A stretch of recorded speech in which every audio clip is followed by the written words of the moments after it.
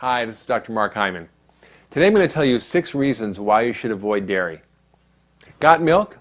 Well, these days it seems like almost everybody does. Celebrities, athletes, even former President Clinton's head of Health and Human Services, Donna Shalala, are all proud to wear the white milk mustache. After all, everybody knows that you need milk to be healthy, right? Not necessarily. Sure, dairy is nature's perfect food, but only if you're a calf. If that sounds shocking to you, it's because very few people are willing to tell the truth about dairy. In fact, criticizing milk in America is like taking on motherhood, apple pie, or baseball. But that's just what I'm about to do. Based on the research and my experience in practicing medicine, I typically advise most of my patients to avoid dairy products completely. I like ice cream just as much as the next person, but as a scientist, I have to look honestly at what we know. In just a second, I'll explore the many ill effects that are documented from eating dairy. Now, that advice flies in the face of the new up-to-date food pyramid from the United States Department of Agriculture. Now, the USDA's food pyramid recommends drinking 3 glasses of milk a day. What's wrong with that? Well, for one thing, it's a recommendation that's not based on strict science. And some of the experts who helped create the pyramid actually work for the dairy industry, which makes the U.S. Department of Agriculture recommendations reflect industry interests, not science or our best interest.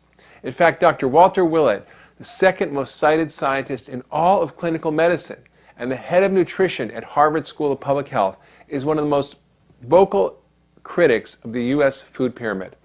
He's even called its guidelines, quote, utterly ridiculous, as in U-D-D-E-R-L-Y, ridiculous. That's not something a Harvard scientist says lightly, but Dr. Willett's right. The pyramid just isn't based on key scientific findings about health. Just take a look at some of the pyramid's recommendations and why I disagree with them. 1. Consume a variety of foods within and among the basic food groups while staying within your body's energy needs.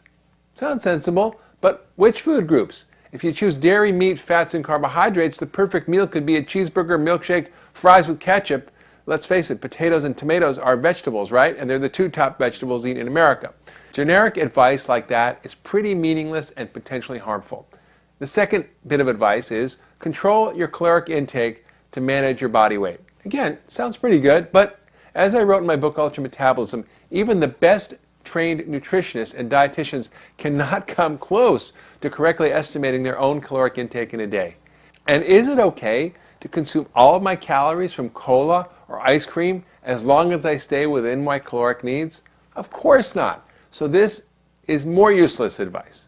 Number 3, they say increase intake of fruits and vegetables, whole grains, non-fat or low-fat milk products. Well, fruits and veggies and whole grains are great. Milk, not so much. I'll get back to that in a minute.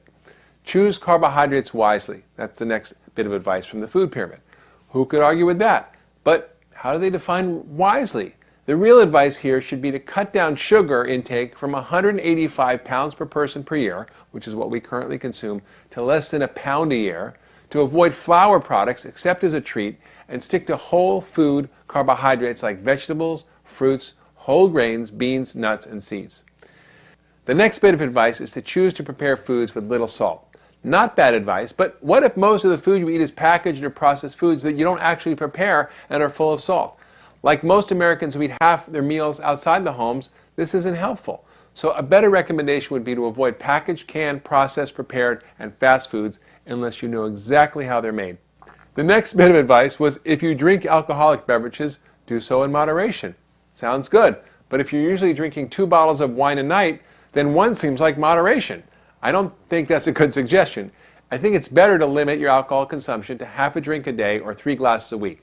That seems to have the most benefit with the least risk.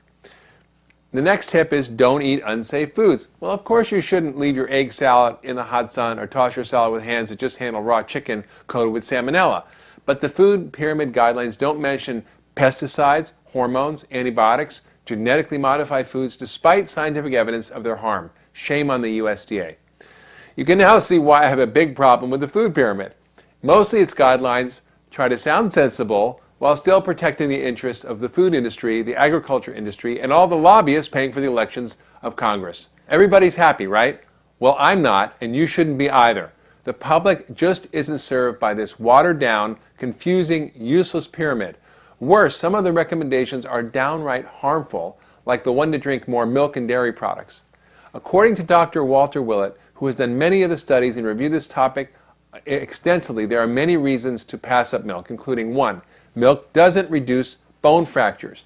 Contrary to popular belief, eating dairy has never been shown to reduce fracture risk, but dairy may actually increase the risk of fractures by 50%, according to the Large Nurses' Health Study. Less dairy equals better bones. Countries with the lowest rates of dairy and calcium consumption, like those in Africa and Asia, have the lowest rates of osteoporosis.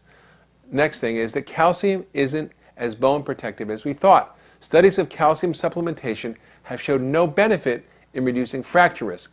Vitamin D, on the other hand, appears to be much more important than calcium in preventing fractures. Also, calcium may raise cancer risk.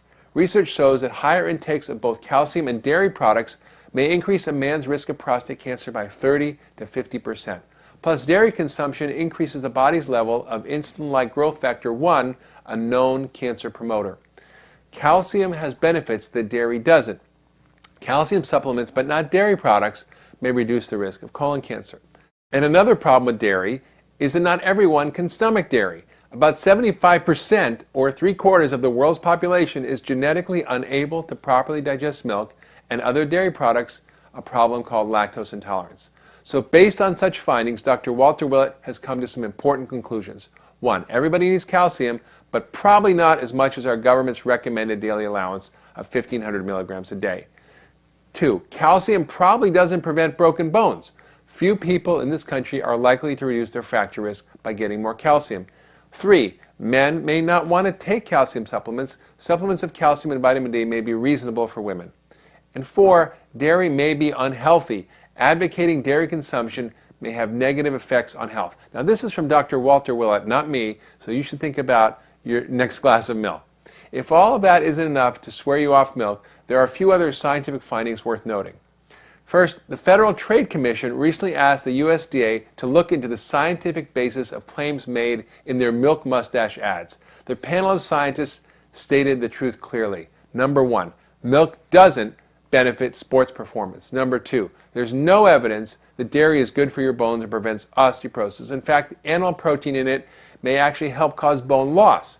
Number 3, dairy is linked to prostate cancer. Number 4, it's full of saturated fat and it's linked to heart disease. Number 5, dairy causes digestive problems for 75% of people with lactose intolerance. And number 6, dairy aggravates irritable bowel syndrome.